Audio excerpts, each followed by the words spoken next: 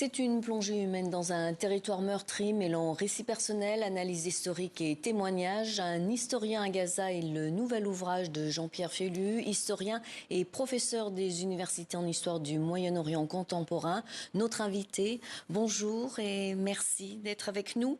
En décembre 2024, vous avez pu entrer dans la bande de Gaza avec une équipe de Médecins sans frontières. Vous y avez passé un mois. Qu'est-ce que vous avez vu et qu'est-ce que ces hommes et ces femmes vous ont raconté ?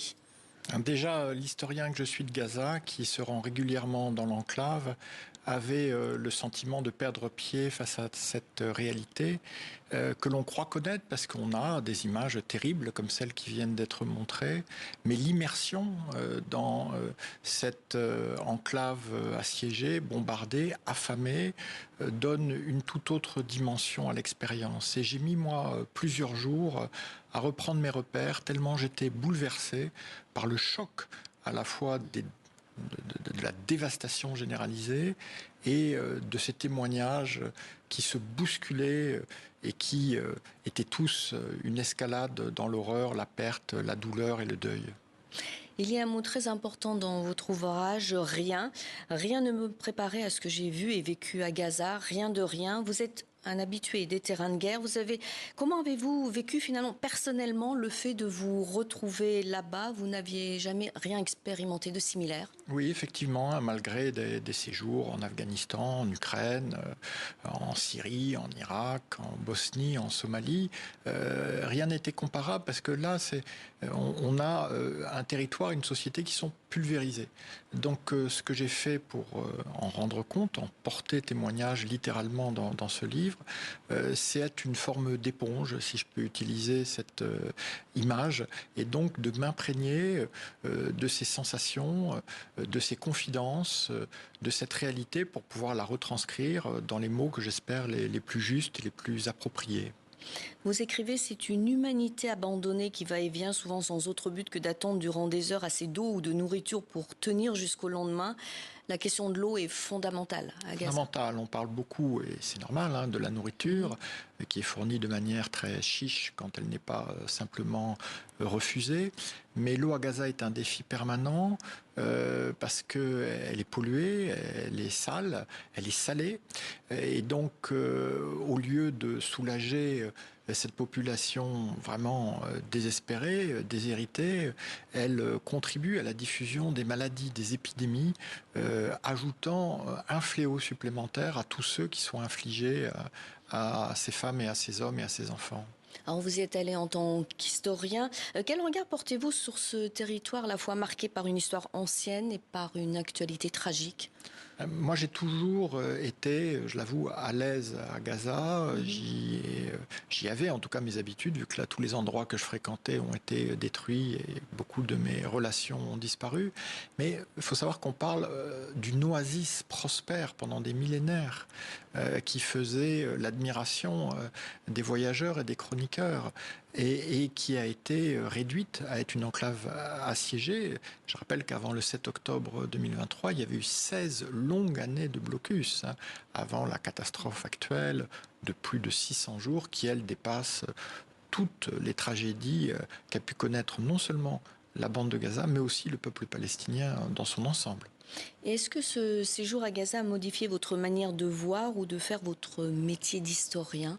Moi, j'ai toujours été très attentif, curieux, en essayant de prendre des documents hétérogènes, même s'ils n'étaient pas des archives classiques. Mais ce qui m'a vraiment frappé, c'est l'image de notre monde que l'on voit de Gaza. J'allais pour enquêter sur Gaza. L'histoire, étymologiquement, c'est l'enquête, historia. En fait, j'ai vu à Gaza, non pas une dystopie, mais une réalité de ce que pourrait devenir un monde sans règles, sans loi, un monde de charognards, comme on l'a vu dans les images précédentes, et un monde orwellien, où les Israéliens utilisent le mot humanitaire pour parler de ce qui est profondément inhumain, avilissant, indigne. Vous parlez justement de guerre inhumanitaire, qu'est-ce que vous entendez par là ? J'ai essayé, là aussi, face à une situation sans précédent, de forger un néologisme. Je le soumettrai humblement à la discussion, au débat. Guerre inhumanitaire parce que banalisation des traitements humains infligés à une communauté de plus de 2 millions de femmes, d'hommes et d'enfants. Et guerre inhumanitaire parce que manipulation, instrumentalisation, militarisation, comme on vient de le voir, de l'aide humanitaire comme à ma connaissance jamais par le passé. Et que fait la communauté internationale ou que peut-elle faire ? Oh, elle pourrait faire beaucoup. Le mot fondamental, la ressource fondamentale, c'est volonté. Mais la volonté, c'est de passer aux actes. Mais tout le monde sait d'ailleurs, les représentants sur place, aussi bien des agences des Nations Unies que des organisations humanitaires, sont très clairs sur ce qu'il faudrait faire pour au moins alléger les souffrances de cette population.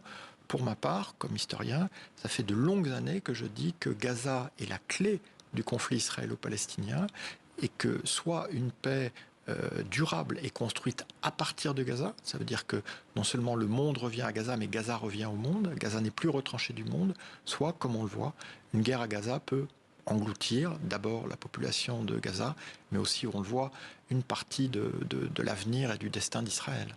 Vous soulignez aussi dans votre livre l'importance de la mémoire. Pourquoi est-ce si important pour vous de préserver et transmettre ces témoignages ? Parce qu'on voit que cette destruction méthodique a aussi concerné les archives, la culture, les monuments, les traces d'un passé qui, je le rappelais, a pu être glorieux, rayonnant, comme si Gaza n'était plus qu'un champ de ruines. Et il est très important, effectivement, de préserver ces témoignages, cette réalité. Et c'est, je l'espère, ma petite contribution comme historien à la mémoire de cette tragédie qui va rester comme une des très grande tragédie de notre temps, en espérant qu'elle s'arrête au plus vite, car elle n'a que trop duré. Merci beaucoup Jean-Pierre Felu pour ce témoignage rare. Je rappelle que vous êtes l'auteur de Un historien à Gaza, publié aux éditions Les Arènes. Merci d'être venu sur le plateau de TV5 Monde.